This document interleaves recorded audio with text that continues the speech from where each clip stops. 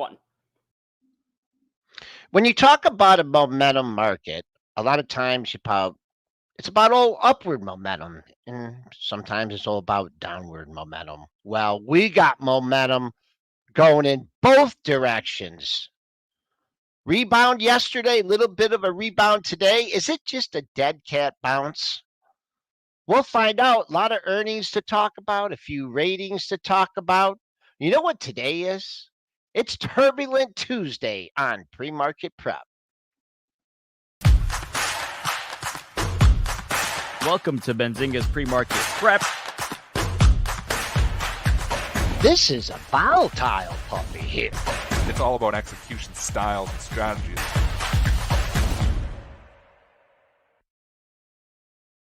All right, let's run down the numbers. We're up 38 handles, way off the high of the session and comfortably off the low of the session. Maybe we'll get an inside day today. Up 38 handles at 55 and a quarter. The buck, that's on the rebound, up 50 cents, 102.99. TLT flat after a good 3 days. Crude in the red, just by a nickel, 72.89. Gold and silver going in opposite directions. Gold up over $8 at 24.53, and silver in the red by 7 cents at 27.14. And Bitcoin on the rebound, up $1,800 at 55,520. Let's bring in Triple D. Triple D, your head is on a swivel. Yeah. I mean, things look okay. We're up 40 handles, but I don't think people realize how much higher we were overnight. Yeah, and I don't think people realize that the Nikkei rally, because this is all they're talking about, is the Nikkei rebounded so much last night. Bring AB in here. Hey, AB. The EWJ rebounded during the day and got back the majority of its losses. So we knew this was going to happen because the EWJ had already popped. So this is already priced in. So sorry to disappoint the call buyers. People are coming in saying, oh, I bought calls yesterday on the close on EWJ. I'm going to make coin. No, you're not. You had to buy it at the open because it already popped. It's why the markets were popping, when obviously EWJ in Japan was seemingly going to bounce back. So we kind of knew this was going to happen. That's why the EWJ is down today. So it's actually trading down 70 cents. Because it had already priced in the rally during the day when the Nikkei was closed. I know that's confusing. But bottom line, you're not going to make money on any EWJ calls unless you bought them at the open yesterday, not the close. Right. Yeah. Aaron and I were discussing that. Now it's trading down 93 cents. They've already completed their Tuesday session. This is their Wednesday pre-market session. Let's just do a quick recap of yesterday. I mean, because we opened into the abyss and then we caught a bid. I mean, we thought we had that really wicked rally last week with Microsoft. I mean, the momentum just switched like boom, seconds after the open, and turned out, and I saw Aaron's tweet, he was like, hey, not a bad day. So all keeping things in perspective, it was a horrible start to the day, but the market did hold up. Well, yeah, I mean, it did, and we continued overnight. Oh, sorry, AB, go. No, I was just gonna say, I mean, like when you were on Twitter and stuff at the market open, people were acting like it was Black Monday, the world was over, and it certainly did not feel good. But then you look back on your screen, even 15 minutes later at 9:45, and then all of a sudden you're like, oh, things, still not great. The Qs were still down, 3%. The SPY still down 2.5%, but it looked a lot better 15 minutes after the open, and that momentum kind of continued. So. We did say on the show yesterday that like that capitulation point where you might see some forced selling, like that can change. Yes. That can change pretty quickly. And we saw that yesterday. I didn't think it was going to be that quickly where it was within the first 5 minutes of the open. But yesterday it was, and that was kind of, I think, rare in that it was so just flip a switch and then everything was going up rather than, seeing that volatility continue throughout the morning a little bit. I mean, those people that think that don't watch pre-market prep, and they don't have their goggles on for the looking out into the future. But we got more news. We got more earnings. Let's start. I don't want to get away from the macro talk here though, because the earnings are pretty we got Palantir. We're going to get to the earnings here in a few minutes. I think there's a lot of things to talk about what happened yesterday and what could possibly happen here today before we start going to little earnings reports here. You got a major rebound, obviously, that happened during the day yesterday in the EWJ. And that was a main catalyst for the markets. EWJ and the pre-market, Joe, go back to that, was trading down at 60. So, we're talking like a serious sell-off yesterday. And, we rebounded all the way to 64 overnight here. Now, we've come off a little bit, 62.5. And I think you've got to be keeping your eye on this ETF to a certain extent here. Because Japan is what, started this problem. And obviously Japan is, could potentially bring us back into problems here too. So keeping your eye, obviously, on the currency situation and the yen is going to be critical if you're trying to call this market day to day. The issue I've got is we kind of already had the big rebound.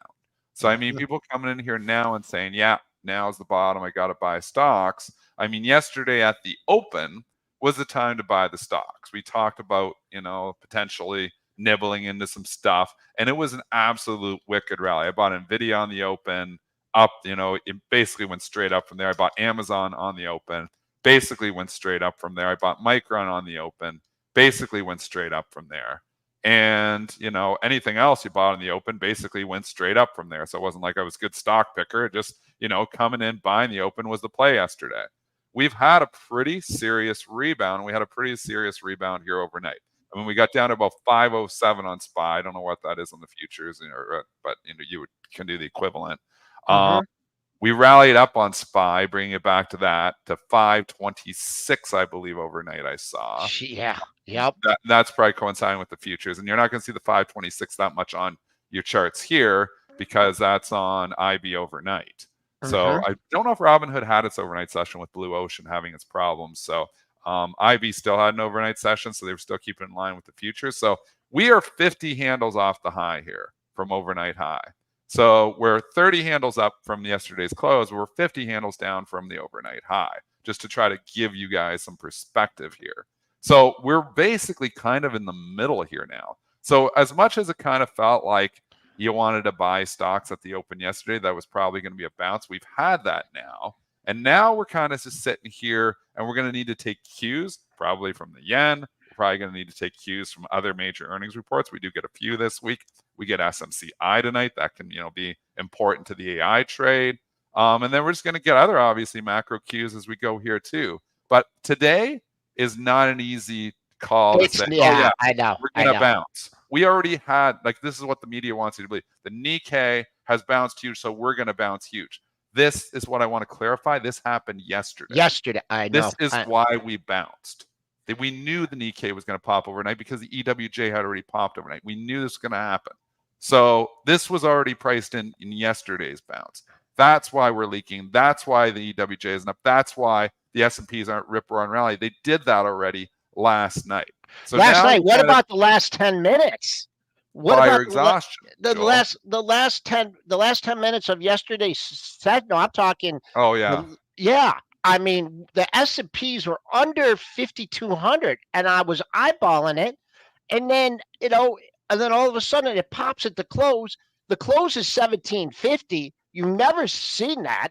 It tacks on 30 handles immediately. Oh, yeah. Immediately. And then it goes up another 50 handles overnight. So if you look at relative to where we were trading, I think I even times like at 353, until that night, that overnight high was 100 handles. And just think about all the people that were flat, dumb, and happy yesterday.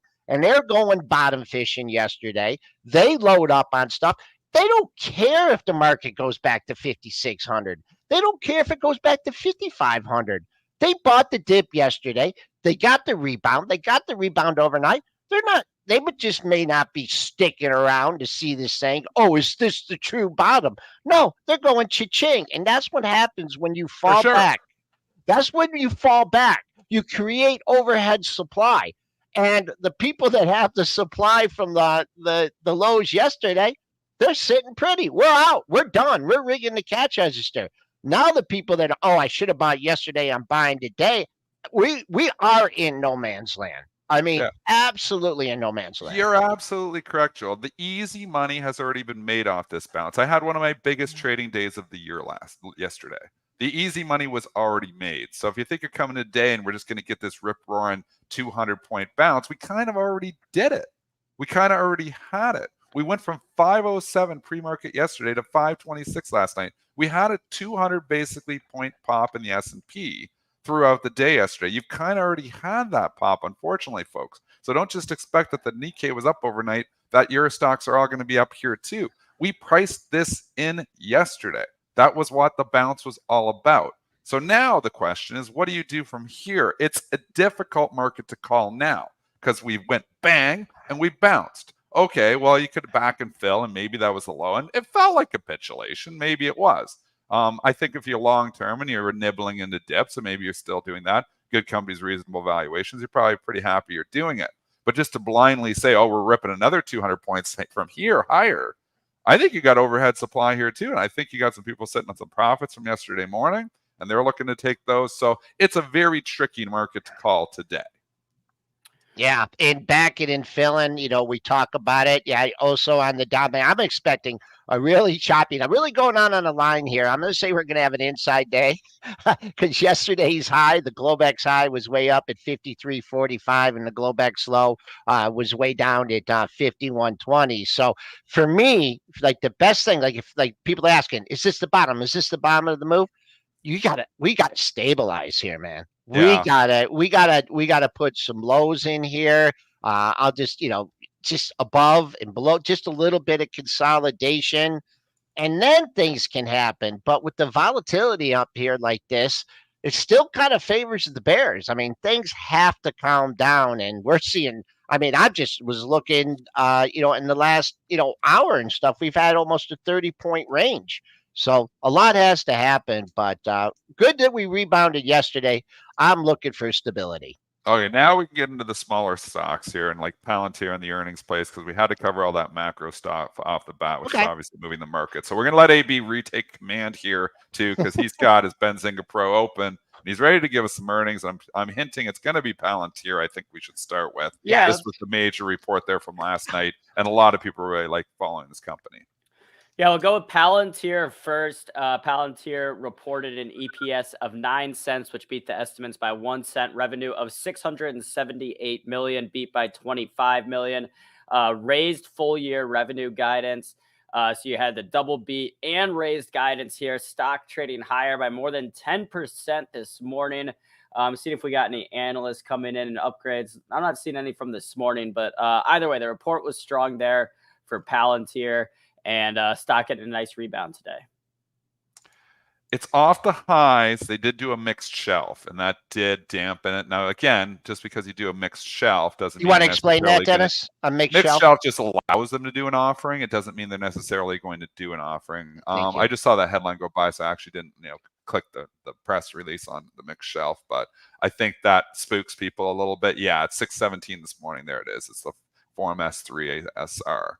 And that just allows them to do an offering. But, it's a mixed shelf, meaning could be preferred stock, debt, convertible, common stock. They're just, throwing it out there that allows them to do any type of offering. So that spooks people. When you see the stock up $28, $29 after hours, and then all of a sudden they do a mixed shelf, there's people like, oh my gosh, they're going to do an offering. We don't know that for sure. It gives them the option to do that offering. Wow, a couple things to just keep this in perspective. The stock was under $22 at the open yesterday, and then this is a comment I love to see. Baloo Dog is Palantir is the poster child for this market.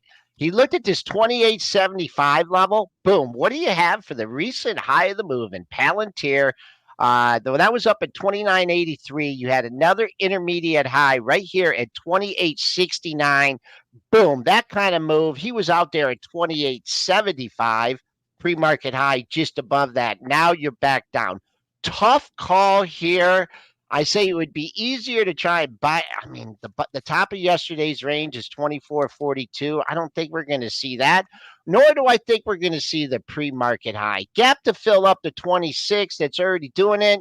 Your level of the day right now, 27.50. That's 3 highs from the end of July and the 1st of August, like 27.50 there. All right. Well, we'll keep the earning train ticking. We did have Uber report this morning as well. Uber Technologies bouncing as well, up about 6.5%. So the company reported EPS of 47 cents, beat the 31-cent estimate. Sales came in at 10.7 billion, beat the 10.57 billion dollar estimate. And gross bookings, they said, were up 19% year over year.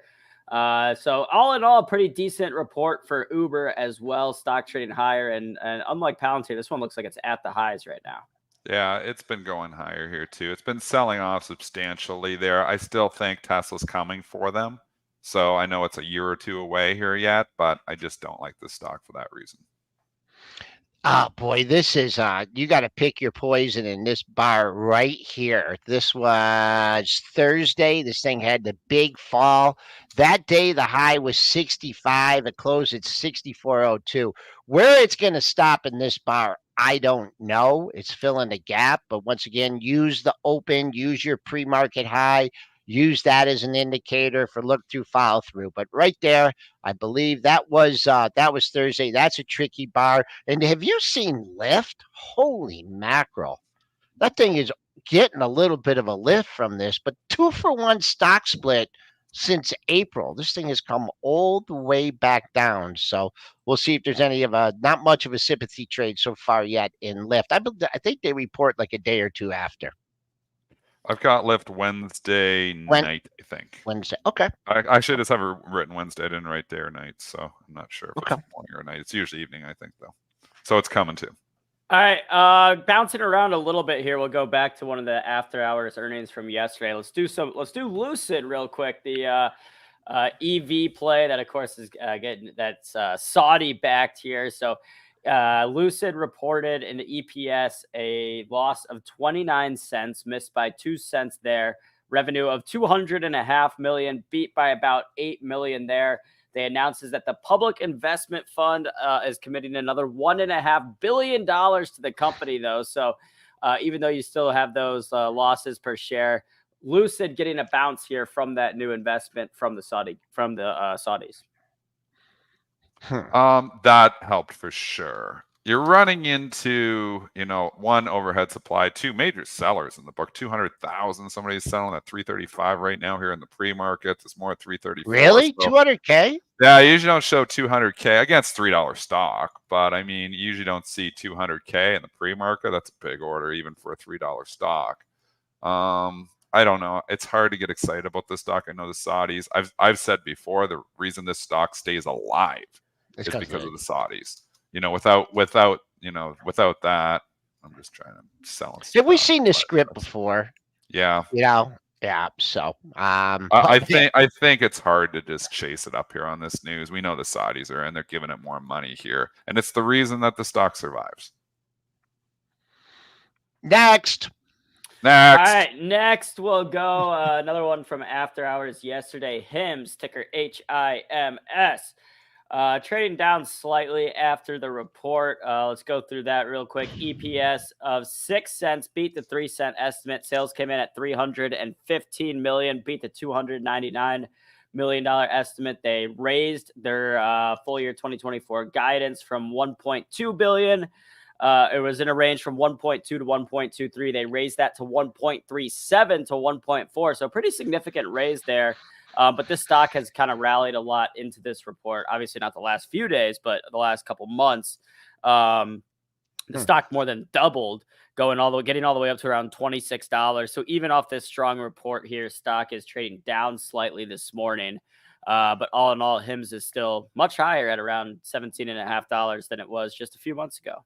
Absolutely wild range last night. The thing got into the 15 handle on the initial report, and then they decided no, they like it, and they ripped it up over 19, and now they don't know, and they ripped it back down. So somebody was just asking, what's the game plan for today?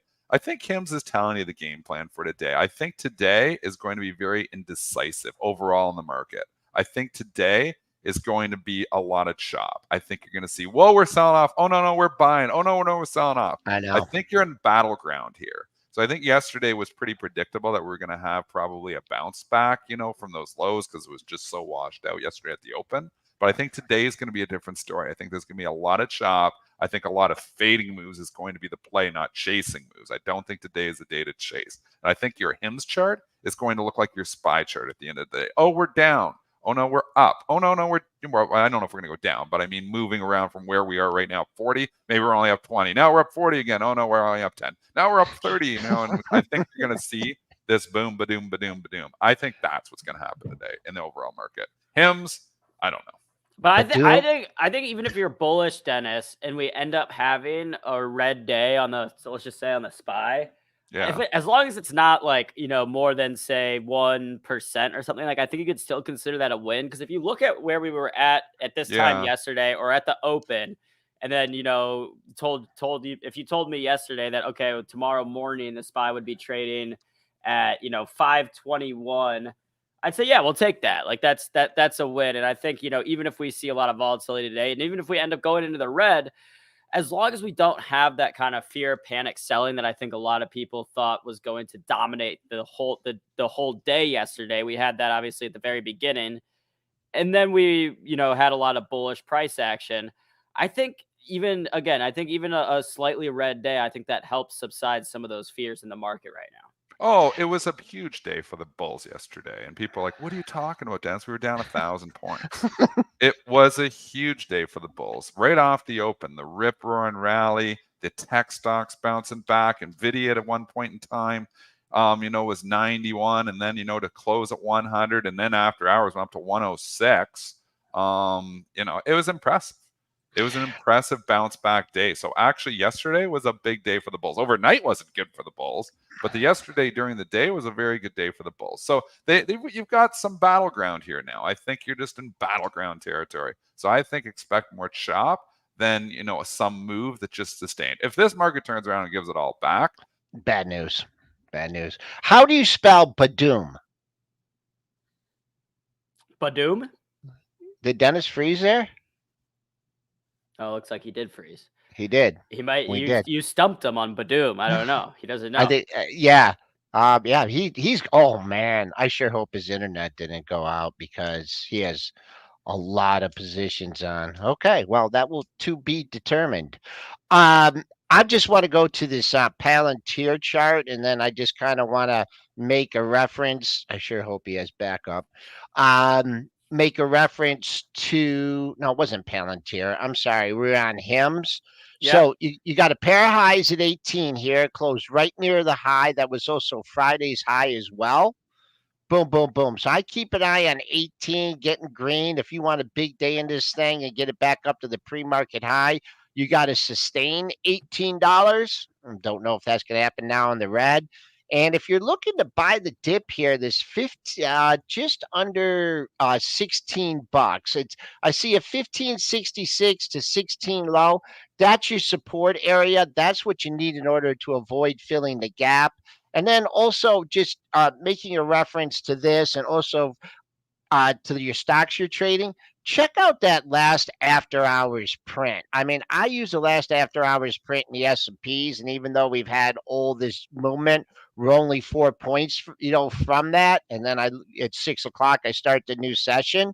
So the stocks stayed open till 8 p.m. So if you're looking, and I know we had a big continuation rally after that, but if you're looking to like scalp out of this stuff, or you're looking for potential exit points, look at that last after hours print at 8 a.m. I don't have time to go through it, all the stocks, but I look at that as potential resistance. Did we get Dennis? What happened?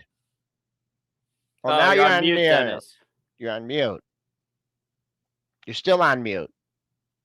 And he's ranting, and we can't hear it. Dennis, mute. I muted myself. I was like going to blame the Intel thing again. Did you hear us? Yeah, no, it was fine. I was on mute. I don't know why it muted actually when I went up behind the scenes there. But Intel rant incoming. So I just lost internet there. And you'd think, oh, you got to get a new internet service. But no. You know why? Because I have multiple computers connected to the internet. My trading computer, no hiccup. Nothing. Not even a thing, internet fine over there. This Intel processor and this computer that I just run the show on, and it's only 2 years old, just like can't handle the internet. So I think I've got to get a new PC. We determined that before. Remember, I hiccuped. Well, if your internet on your other computer is perfectly fine, no hiccups, it's telling you that there's something wrong with this PC. So if you want to know why Intel continues to go down, it's because they make crappy products. Bottom line. That's it. That's my rant. So sorry, blame Intel for, that little hiccup there. Okay. All right. It's an HP too, so maybe it's HP, but my other computer is HP as well, and it seems to do fine. So this is the one with the Intel processor, the one I'm running the show on. You're not running Wi-Fi on it. You're No, it's wired. They're both wired. Yeah. I mean, so I'm pretty sure when the internet stays up on my one PC, but goes down on the other PC, and the internet is up on my TV, and the internet is up on my phone, but just not on this PC. This is the PC that's having issues. We'll have to troubleshoot it, but it looks like I need a new PC. And you know what? It's not going to have an Intel processor in my new PC. What did Bob get us in the office? Were those compacts or compact back in the day? Yeah, they were good. CPQ. Compact computer was all fun. Right. Bring us in, AB. All right, let's take a break from earnings real quick, and we'll go to another big headline from yesterday that comes from Google. Alphabet closed down 4.6% yesterday, but again, I mean, most big tech stocks were down, but Google lost an antitrust case where the judge ruled that Google has an unfair monopoly on search, and that the company has systemically put in barriers to try to stamp out competition. So not a great ruling from Google, but the market doesn't seem to care too much. Stock trading up $1 this morning. These types of rulings happen a lot in the big tech world. But either way, for Google, if you're like a long-term Google shareholder, which I am, it's not the headline you want to see. But again, the market's telling you this morning that it's maybe not as big of a deal as some of the media was making it out to be. Couple comments on this. Number one, I mean, old support, new resistance. You had this gap and go after earnings, right? And 165, big number, runs up to all-time high, cracks through it yesterday, comes back up.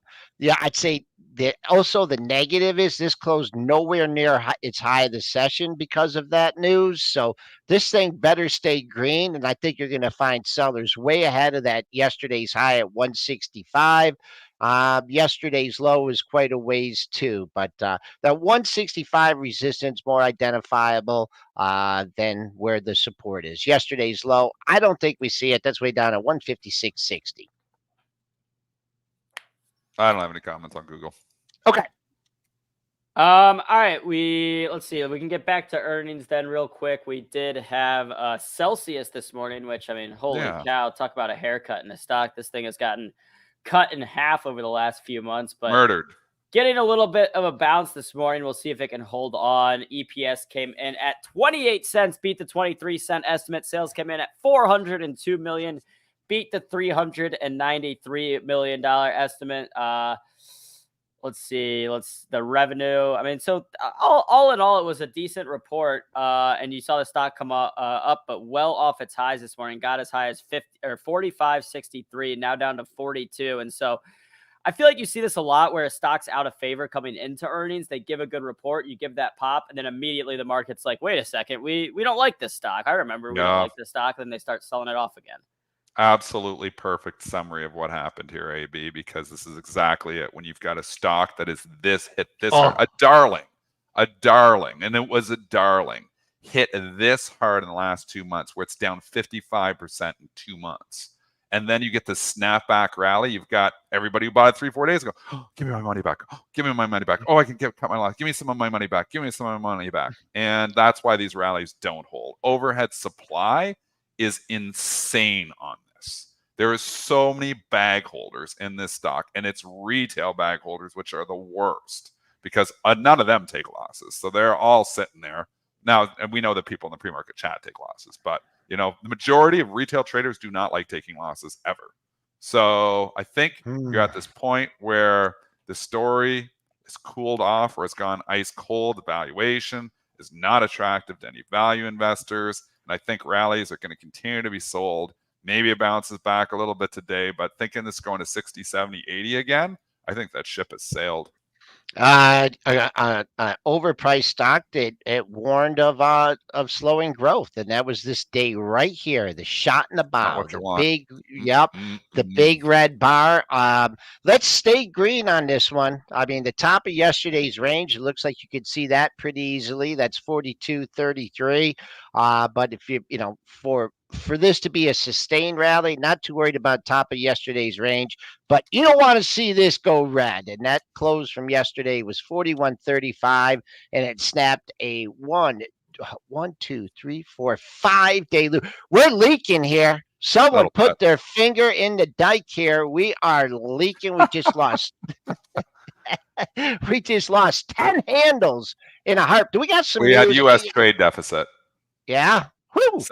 73.1 billion versus 72.5 billion. So slight increase U.S. trade deficit came out. I guess we move on all economic numbers now. I didn't really have this one on my radar. But it is moving.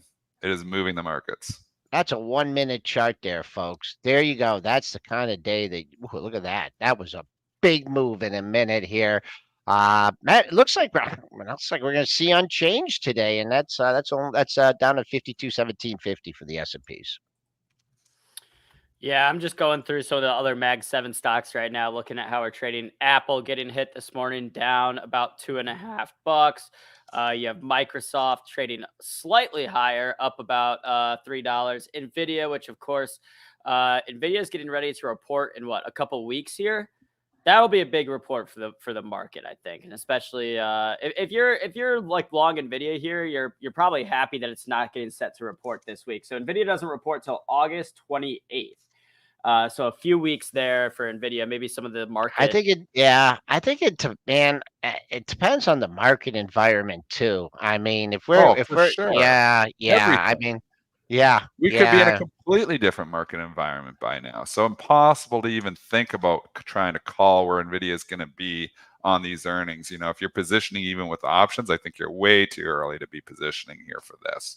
Because, you know, we're choppy, man. We're going to be all over the place, and there's a lot more information coming in. Dennis, are you falling in love with that NVIDIA trade, or was that just something you just stuck? No, it's day trade sold. Yeah, okay. That's what I thought. I mean, NVIDIA went up more than 10% from its open price yesterday, pretty quickly, man. You got to take the money and run market here now. So when you get a pop, like we had that 20% move up, you know, in 24-hour period when it went from 100 to 121, you take the money and run. You get the 91 pop to 106, you take the money and run. Again, I have a core NVIDIA position in my long-term portfolio. It's about a quarter of the size of what it used to be. So I sold like 75% of the position just because valuation got stretched. I will buy that back, but I haven't, you know, really figured out where I'm buying it back yet. I intend to buy some of that back, but I think I'm going to get a shot back here under 100 again. Like, and maybe even lower. It's the Steve Miller band kind of market. Yeah, it is. Take the money and run. You guys might be No, we got that one. Everybody knows Steve Miller band. What about that? Or AB, you know Steve Miller? Yeah. You'd also say it's a Kenny Rogers type of market. You got to know when to hold them and know when to fold them. That's true. It's always a Kenny Rogers type of market. All right, we do have our guest hanging out backstage. We better bring him in. Yeah. David's we need some help. Bring us back in off these tangents. We're going to start talking music for the next 30 minutes otherwise. David Prince from T3 Trading. You guys know we love our T3 Tuesday, so without further ado, let's go ahead and bring David on PreMarket Prep.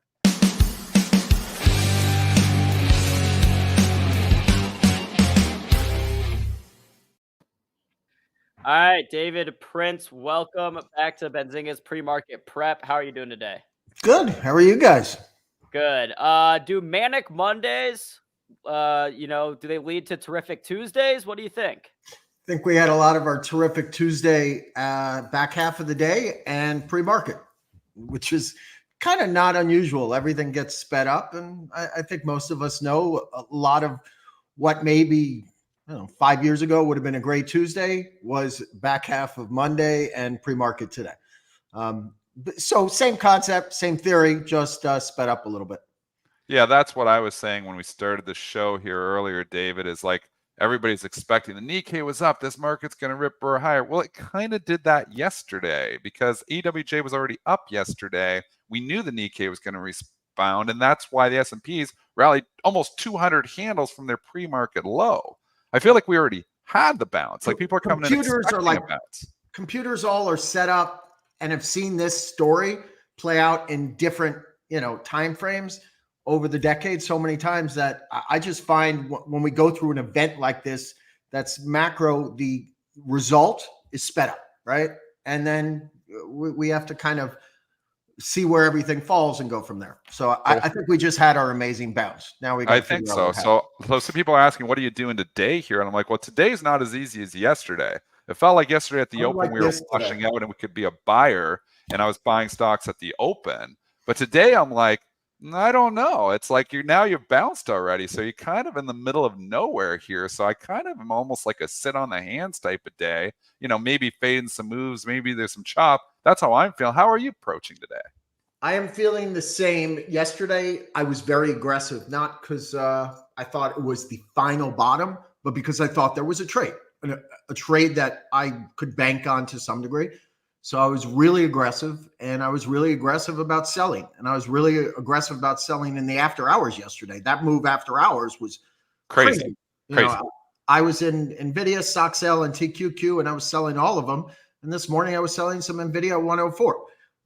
And I'm down to a trailer on all of them at this point. It's I think we had our move, but I always tell people that first bounce, I don't want to say you can count on. There are no guarantees, as we know, but you can kind of bank on it to some degree versus the second, third, and fourth bounce. Then it gets 5 times harder. I always have people like, I missed NVIDIA at that spot. Will it happen as easily? I'm like, no shot in hell. It's like the first time is the easiest. After that, it's much harder. So you're out of most of the positions that you bought yesterday. Then. I still have some NVIDIA, kind of like you. I always hold a core. Yesterday, pre-market, I was buying at 4 in the morning at like 97. Yeah. Trimmed some at 101. Bought it back at 97. On that open to 91. I'm sure you guys saw it was stuck there for a minute. I kept pressing buy. And on the way up, I sold, most of it. We got a special guest in the background there. Oh, we got one of my dogs. Yeah. Oh, yeah, cool. Yeah. My wife's a dog addict. We saved okay. dogs. Talk strategy a little bit in executions, because it's so hard to, on those kind of opens. And I looked at, I looked at the futures and I was like, I didn't want to buy the opening print because I knew there was going to be a wiggle. And I just kind of looked at the mid range from the low to the high there. And I'm like, well, I'm just going to throw my bid out there. And if it gets hit, it gets hit. If not, I'm going to have NVIDIA or SPX? The mini S&P, or the S&Ps. I mean, do you put out multiple orders, to try and scale in, or do you just say, man, I'm going in at this price. I get price improvement. If I don't, I don't. I go half on like Qs. I didn't. First off, I did Qs yesterday, and I thought through it. I said, a lot of people are talking about the relative strength in SPY and the Dow, and on a day like yesterday, I want what's oversold that has quality. And I thought SPY is actually dangerous. We might play catch up to the downside along with the Dow. So I just looked at the Qs. And I saw 429, the 200-day. And I said, odds of us holding are probably not great, but I have to buy some there. And then where is my downside below that? And I saw 420 and I saw 412. 412 was when actually I was a first guest on here and I was buying around there, whatever it was in April. And I said, okay, so that's my downside and that's where I'll fill my position. And if we're down that much, I'll be very comfortable buying there. It'll actually be half an investment, half a trade. So the answer is I put in no bids, right? And I literally go with a half a position. And then if it keeps coming down, I'm willing to buy some. But it's only because I only have a half a position. If I try and say I'm going to be This right, is it. blown Yeah. out on the way down. Yep. So Yep. we didn't go to 412, obviously, but I was pretty comfortable. And by the way, I did it through TQQ.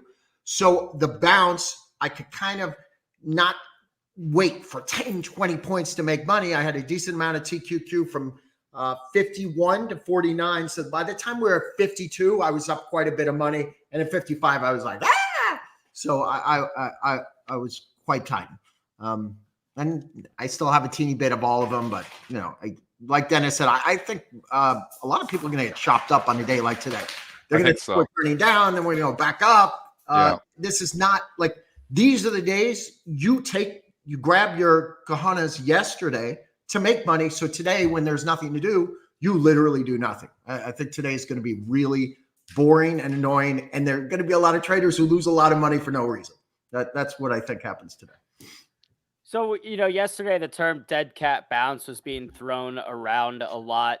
Well, at what point, David, can you start like say we go down again today and then, we give up some of those gains. How do you know, I guess, where to come in and start buying, looking for another bounce, or would you rather just kind of wait on the sideline, raise some cash? Like how will you play this volatility if it persists throughout the week? That's where like being a money manager comes in to me. Like when valuation actually on a few names is to a degree that, hey, this is cheap. Like there were people yesterday talking about Apple and do you buy it and why is Buffett selling it? I'm like, when he bought it, it was trading at 12 to 14 times earnings. It doesn't grow and it trades at 30 times.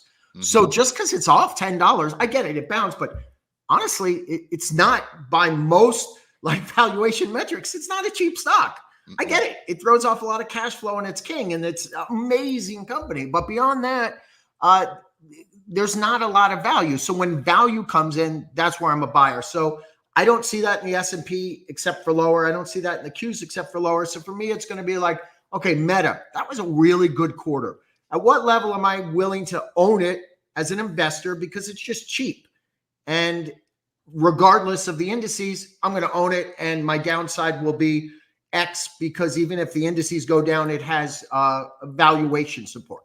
In terms of the indices, to be an investor again, I don't know. It feels lower to me. I'm not excited here. SPY's barely down 10, wasn't down 10% till yesterday. Q's 16%. So that's why I went after them. For me, it's going to be, hey, are we down 15, 20%?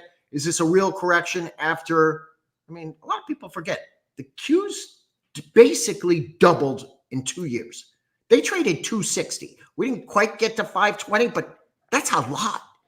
So to me, this is kind of run of the mill. So I'm a trader, 100% a trader right now.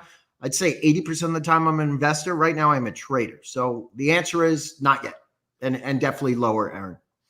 Got it. So, but if the market continues to get hammered, then we'll start seeing more and more of those types of companies that have valuations where you can justify. 500, Q's 412, 415 to answer more directly. Right. I'm at least an investor in a quarter, 30% of a position. How's that? Like levels. At least I know those levels that interest me. And then talking about NVIDIA, because you said you always hold a core position in NVIDIA. I mean, if all you did was just look at the valuation from where it's at right now, you could still say it's pretty expensive, but of course expected to, report strong earnings again later this month. And so like you're willing to pay kind of that 30. Let me ask you a question. Yep. Are you going on this year's earnings? Are you going on price to sales? Because forward earnings, it's not. Unless we're all wrong on their forward earnings multiple. Right. I'm just saying the forward PE right now is 38. I'm saying I expect that to come down lower after the company reports strong earnings the end of this month. So I'm saying that's a type of stock where if it goes down, say NVIDIA goes down 10% again, you can say, okay, wow, now this valuation is very attractive 80, to me. I mean, we all see that spot. If it got to 80, I'm willing to bet that the multiple comes down and it's actually well beneath its growth rate, its blended 5-year growth rate, and I'd be a really kind of comfortable investor. But like Dennis said, in this type of environment, when you can fill a gap, go to 101 pre-market, go to 120, what the hell are we worried about? Or at least for me, what the hell am I worried about investing? I'm not saying I bought it at the bottom. I did, but I'm not saying I sold it all at the top. I sold plenty at 108 into that gap, 107, then 112, then 120. But when you can make that, so let's say blended, I made like 12% on NVIDIA in 24 hours. The hell am I worried about investing in it for? So NVIDIA, to me, specific name, in those 80s, I'd be really excited, and I'm willing to bet. I don't care if there's a delay, not a delay. I'm willing to bet that the multiple comes down, at least on forward earnings. I get it, price to sales. If you look at strictly that metric, it feels expensive, but to me, it seems like it's not. General question for you, David, and just because you brought this up, and I've fought with people on Twitter for years, and one thing I will say is my trading, my day trading and swing trading is so much more consistent than my long-term investing. And people think I'm nuts. They think, oh, day trader, you're just a gambler. And I'm like, it's really not. I mean, when you can find your edge, and you just talk about, grabbing 12% on NVIDIA, why invest in if you can grab 12% here, 12% here by market timing? People really believe out there that you cannot time this market, that, it just doesn't exist. You have to just invest in all these day traders. 99.9% of them lose money. Can you give an argument? Because I've tried to argue with these people. I don't know, but I think you're kind of on my side. Let me ask you a question. You're not really talking day trading because you trade like I do. You're talking short-term swing trading, 2-3 days. Both. Right? Both. Okay. Because I think with day trading, it's tough because we all know a lot of that after hours and pre-market is where the money's made very often. Yeah. So I will say I think a day overnight trading is more tough. Short-term swing trading, I feel I have an edge. And I think because I can look at macro, look at news flow, look at upgrades, downgrades, charts, and in a very short-term time frame, have a better result than most. I have my edge, and I agree with you 100%. I think if you strictly say day, it's really hard. I actually think I'd underperform because very often it's that overnight move or pre-market move. Yeah, I do a lot of overnight trading. Like that's kind of, I almost should say overnight trading because it feels like the overnight tradings are easier. Like, and I've argued this before. For me, it's my meaty spot is like 3 days to 2 weeks. And I really can have great returns in that spot. If I'm an investor on everything a year out, I'm so average, it's not even fun. The things that can happen in the longer time frames, and I'm going with you on here, Dennis. I mean, you could have the best technical fundamental setup on something, and the yen carry trade comes into play, and completely, yeah. I mean, there's no way to predict that, right? Because there's so many things, and we talked about this on the show yesterday. The things that set up on the way. Do you think we would have had as bad a day yesterday if Warren wanted to dump half of his Apple position? I mean, you kind of had we talked about it a little bit on Friday that, there was a possibility of that, but the market closing on the lows for the week, a potential of Iran-Iraq war, and then Warren comes in and he ain't buying anything. That's the other thing too. I mean, we'll look at maybe look at the Oxy chart for us, David, and before we let you go, we had a Warren zone in here on the monthlies where he's been coming in. I don't know if he's been nibbling. It was big volume. It wasn't huge volume yesterday, but I mean, fundamentally, decent cup, but technically here it looks like a little bit of a breakdown. So I get scared of these positions. I'll tell you why. Because everyone's buying for the same exact reason. It feels like a crowded Warren Buffett trade. Now, we don't have to worry about him. Obviously, he knows what he's doing and he's the best. But I actually don't love it because it's the Warren Buffett trade, because no one's really buying it because oil's going to work or because they really believe it's going to 100. And when it's a narrative story versus a fundamental story with a backdrop that actually makes sense on multiple and so on, you can call it cheap, but it's not as cheap as it's been versus where oil is. So to me, it's more of a narrative trade. I'm not so excited. I think it can go lower, especially if recession is real. The one issue I've got with Oxy here now, and I have not bought this, really level. I'm day trading, and I actually have a position on just day trading it right now. But no long-term position here at this 55 to 58 because it's been down here so many bloody times. I mean, this has worked like Dennis, many times. When you see the same level over and over, I have like a rule. That means it's going to get worse. If it was special, why do they keep revisiting it? Yeah. They don't give you this many. Guy Domi maybe said this is the best. He says they don't give you this many chances to buy That's the the way I bottom. look at it. The Yeah, I prettiest think girl in the right. room does not hang around waiting for you, right? She doesn't just sit, oh, like, let me wait till everything's cool. So I am always concerned about that when you were Oh, busy. they do for me, but I No, mean, You're special, but not me. He is special. He's very special. All right, David, we're running up on time here. Before you let you go, do you want to talk a little bit about this webinar that we have a link for in the description, as well as the QR code up on the screen here? Sure. A little bit about money management, like how I handled a day like yesterday. Why, if you look at my Twitter, it says, hey, as an older guy, the sequence would ideally be that down open Monday, turnaround Tuesday, how to play it. In other words, I'm sure you guys who are old school and know your stuff, you're not running around buying long-term options because the IV is so insane. That's not how to make money. So example, yesterday, 90% I was stocks because I didn't want to pay the IV, and you get a bounce and you're even. But how to use it. So yesterday, the one option trade I did for my newsletter was I went with weekly calls because it's the only thing that made sense. And I didn't want to go crazy with IV. So when I saw that 91, 92 on NVIDIA, I bought 98 calls, right? And then not worrying about how high it goes, I saw 50, 75% and I was done. So it's a lot about how to adjust to the market climate, not to get nervous on a day like yesterday, and to kind of view it as an opportunity and set yourself up in advance. So when it happens, because it's not like we didn't have hints. Like I said on Thursday, when NVIDIA goes up 20 and back down 15, that's not healthy. I said traders should love it. I mean, I loved it. I'm sure you guys did. I said an investor should take it as a time to be cautious. And it's kind of using the hint so you can plan ahead. All right, David. Well, it's always a pleasure to have you on. Enjoy. Good luck in the markets this week, because obviously there's probably going to be a little bit more SMCI tonight for NVIDIA, guys. Definitely something we should focus big print for it. Right. Have a great day, guys. Enjoy the rest of your day. Thank you again.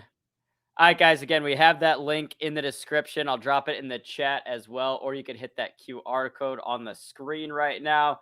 Shout out David and T3 for joining us again today on Benzinga's pre-market prep. All right, guys, we've got a few minutes left. Just real quick, because this was kind of some breaking news, or at least it appears to be breaking news. They're saying that Kamala has a vice president picked out. When do we find out?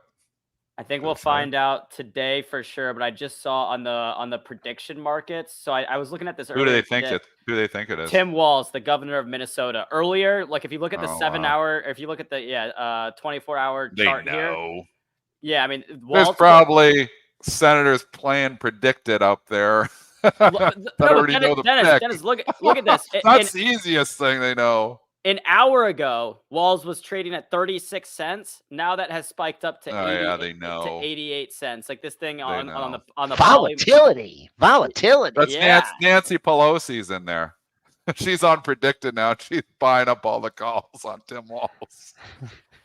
All right, so let's go back to the markets though, real quick. How are we looking? Have we continued selling off? Are we getting a bounce here at all? We're chopping. I mean, we talked about this, and look, we did take the hit off that trade deficit number. Well above, closer to the lows of the session. I'm just sticking with that last hour after hours print now in the S&Ps. We're a good 10 handles below that, so. Kind of feeling like we're going red, Fred. That's just my take on the market today. It's been a serious sell-off from last night. We're down almost 70 handles from last night's high. That's a serious sell-off here. So that's why I'm saying we're in the middle of chop fest here. I think David kind of agreed that it's not going to be as easy as it was yesterday, where you just kind of feeling like we're washing out at the open. And we've seen this before where they usually do snap back the first time. Now it gets a little bit more difficult. And, you don't want to see it start going red if you're a long-term investor. It's difficult here. There's so many wild cards. Valuation is not cheap. Like everybody's saying, oh, you should be loading up everything in our long-term portfolio. You can nibble. I was nibbling a little bit yesterday in the long-term portfolio, but it's not a slam dunk that was it yesterday and that was the ultimate No. bottom. Stuff is still No. not that cheap. Even to David's point on Apple. I mean, I've given this point a long time and wrong because the stock has continued to go higher. But I sold it was 26, 27 times earnings. I felt it was getting expensive. Buffett obviously agrees with me because he's starting to sell it here too. The stock is not cheap and it bounced back the most yesterday. Well, if you look today, Apple is a tell. Apple, and I don't know if there's commentary or analyst commentary here, but Apple is down $4 right now. It's this Google. It's the Google news. It's the Google stuff? Yeah. Yep. It's the Google's legal setback. But man, it's hard to envision this market just rip roaring without Apple, though. I agree. I agree. If Apple's going to stay weak here, you got to be cautious chasing the S&P rally. Apple turns around. That's what turned around. Apple turned the market around yesterday on the dime too. Like we talked about NVIDIA, but Apple, it ripped before any of them. It opened at the low tick, I think, Joel. Did it? Let me look. And it rallied $10 in like 10 minutes. I was watching Apple. It was a huge rally for Apple yesterday. I wonder if I got a funky print on TradeStation because I got 199.09 open, 196 low.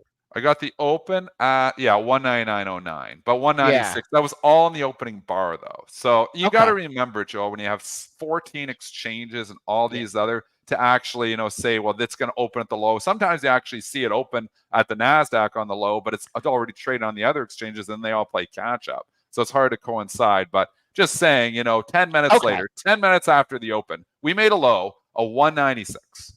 We made a low of 196. No, sorry. Is it 196? I'm trying to grab it. What was it? 196. 196 right on. If you go to the 10 minutes later, we were 208. So we rallied 12 points from the opening bar in 12 minutes. Apple was the lead yesterday. Maybe the main reason that the market really bounced off the open because they bought that thing they brought the thing relentlessly buying it after the open. So if Apple is leaking here today, it's a concern. Apple needs to stay up and rebound. This market is also being driven by Apple. All right, real quick. We've got a few minutes before we wrap up. Some earnings coming. It is Tim Walz. It's official. It's official? Just came out right now. Yep. Minnesota Governor Tim Walz. CNN I think it's is a good pick. He's got 20 plus years of military experience. I was just on his Wikipedia page this morning reading about him. He coached a high school football team to a state championship. So he knows how to win something at least. So I like that. I mean, 20 plus years in the military and a football coach seems like a guy that can win over some, centrist Americans that aren't, independent voters. Anyway, what I was going to say before it's not an easy road here for Trump now. I mean, obviously when Biden was in and Trump was leading the polls tremendously here, it has tightened up. Like, where are we? We're getting tight, aren't we? It's like, I mean, PredictIt has Kamala at 52 cents, Trump at 50. If you look at some different betting markets, they have them like pretty much dead even. Really odds. Close. Yeah, I mean, it's gonna be a coin flip for sure. All right, we have about a couple minutes left. So David mentioned SMCI's earnings tonight. We also have RIVN getting set to report, as well as Airbnb. So those should be some stocks to watch today. As if you didn't have enough volatility in the market, you throw a nice little earnings report on top of everything else going on. It just becomes so hard to know like where, if you're even looking at buying a RIVN or Airbnb today ahead of earnings. Again, just like even more volatility. I don't even know how you would go about playing that. A couple things stand out to me, and boy, you don't want to get GM'd. I mean, look at GM after that. Can you believe that? Look at that. They killed the earnings report and they just relentlessly sold it off ever since. I mean, the stock is trading like 5 times earnings. It's maybe the value trap. It might be a bigger value trap than Alibaba. It's like the value trap of value traps. And what turns the story around? Like, what's the thing that's going to drive GM? Are they going to go full self-drive? Chevy Cruise going to get there? I think they were backing off. Weren't they, AB, on that? Weren't they backing off on their investment there? On Chevy Cruise, they did give some color on that during the earnings. I forget exactly what it was, but I think it was that they were like slowing down their investments there. I don't see the cool story here. Look and at market likes the story. Look at AMD on that pop after earnings too. This is, you know what this is, folks? You know what this is, what we're seeing? This is action you see in a bear market. I know it's not an official bear market. We're not down 20%. Dennis doesn't know what he's talking about because the S&Ps have to officially be down 20% to be in a bear market. That's the stupidest thing ever, because by the time you know it's a bear market, it's probably over. Hits 21% down, it's going to go to the next bull market. We've been in a bear market here, folks. We've been in a bear market for the last 6 weeks. That's their last 4 weeks at least. That's the hard truth. We're, S&Ps have been wickedly selling off. Bears are in complete control here. Rallies are getting sold. Rallies are short-lived. The 21% rally in NVIDIA lasted 2 days. You're in a bear market, folks. We may come out of it, but this is a bear market. Forget that 20% thing. That's just stupid media. All right. Well, we know how you feel, Dennis. You're not going out today and just buying blindly like we did yesterday at the open. Yeah, I was doing a little blind buying yesterday and rewarded for it, but a little bit more cautious here today. It's going to be choppy, kind of maybe not doing much in the long-term portfolio, short-term trading, just playing chop. All right. Well, that'll be a wrap on today's pre-market prep. Thank you to T3 and David Prince again. Always fun to catch up with them on Tuesdays. Markets should be a little bit crazy again today, and we'll continue to follow that volatility throughout the week. Joel, Dennis, any final words before we head into today's open? Don't chase. This is the day, I believe, not to chase. Yesterday, chasing worked to a certain extent after the open. I think chasing here today, where you see, oh, here we go. NVIDIA just ran $4. I better buy it. It's going to go up another $4. No, I think you're more fading. Fade trade today. Yeah, and also don't don't get discouraged. Like if you have one or two, it's going to be the kind of day where it's just going to be hard just to nail it right. Like if you were taking a shot off the open yesterday, it's not as apparent. I just would say for people that picked up those longs yesterday, look at that last 8 p.m. print. I don't know if you guys, I hope everyone's familiar with that. Look at that, because they say the S&Ps are up 22 points right now. I look at them down 10 from the after hours print and down 65 from that high last night. Mm-hmm. So know when to hold them, know when to fold them. We didn't talk Bitcoin here at all. Maybe you can give us a quick technical on Bitcoin. We did have a little bit of a snapback bounce yesterday. At least last night, we were bouncing a little bit here. We're off the lows substantially. We hit 59,000. We're up at 64, 65. Or where are we? 65 now? 65? 55. We're up 1,300. Oh, 55. Yeah. Yeah. So we were down at what yesterday? 49. Got under 50. Psychological. Under 50, 49. Yeah. 49, 365. I would say same thing as kind of it as the market. You got to look, if you're looking for a rally here, look at, when you had the washout low to 55K, you bumped up a little bit of consolidation, and then you have the move. So just like the market, if you're looking at, stake on Bitcoin, you got to at least risk down to that low there. But couple days of consolidation. I know it's the farthest thing from anybody's mind is consolidation, inside days, contracting ranges. But that's what this market needs in order for a sustained rebound. And we have overnight markets. Unfortunately, I know everybody sees the Nikkei again, with what we started the show. It's rebounding. That means we're going to rebound. No, the Nikkei was already priced in that bounce yesterday. EWJ is actually down here, folks. So the ETF that tracks Japan is down. Why? Because it already preempted, the move yesterday by rallying it all back. So, but if you look at overseas markets, they are ugly. FXI trading down here. Seems like China just goes down no matter what. But you've got European markets are all trading down here. Canada was closed yesterday. It's trading slightly down from where it closed at yesterday too. So this isn't like the world markets are all bouncing here, so we should bounce too. World markets are all actually selling off. With that Canadian ETF, just to illustrate further what Dennis was talking about with the Nikkei, everyone, it was down 10%. Well, okay, this was the day that it was down 10, having its worst day ever, down 10%.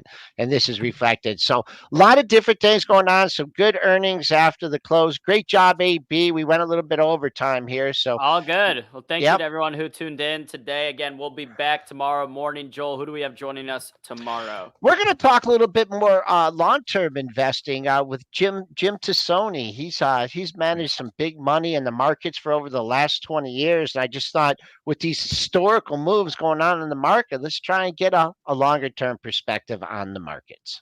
There we go. Excited for it. You guys know where to go tomorrow morning, 8 a.m. We'll be here. Thanks to everyone who tuned in for pre-market prep. We've got live trading starting up after this, and we'll continue streaming earnings streams on our channel throughout the week. So if you guys want to watch RIVN, Airbnb, etc., you'll be able to do that on the channel. We will see you guys tomorrow. What did you say, Dennis?